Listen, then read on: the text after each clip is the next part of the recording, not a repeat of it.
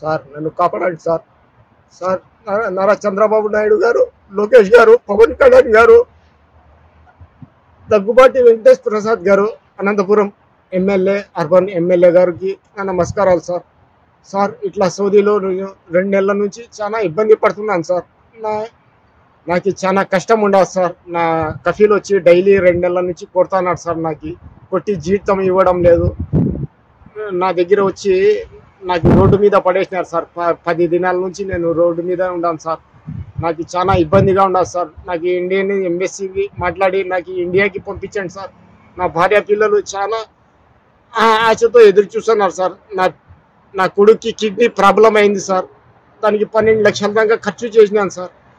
చాలా అప్పులు ఉన్నాయి సార్. నేను డ్రైవర్ ఉద్యోగంలో ఇక్కడికి వచ్చాను. నా సౌదీ డైలీ నన్ను కొట్టి చాలా హింసిస్తున్నాడు సార్. ఇట్లా బయటకు వచ్చి దొంగతనంగా నేను మీకు వేడుకుంటున్నాను సార్. దయచేసి నాకు కాపాడండి సార్.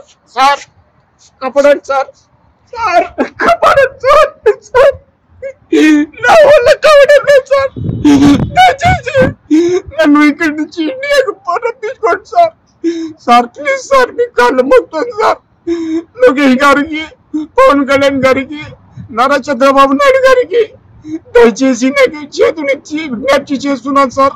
దయచేసి నా వీడియోని చూసి నన్ను ఇండియాకి పంపించండి సార్. రప్పించుకోండి సార్ ప్లీజ్ సార్. దయచేసి మీకు పుణ్యం ఉంటుంది సార్. నా భార్య పిల్లలు చాలా ఇదిగా ఉన్నారు సార్. Please sir. నా కఫీలు వచ్చి డైలీ కొడుతున్నాడు సార్. ఇలా కొట్టి నీకు పోలీసులకి అప్పగించేస్తాను చెప్తానాడు సార్. నా వల్ల కావడం సార్ 10 రోజులు సార్. తినక నాకు చాలా అవస్థలా ఉండాలి సార్.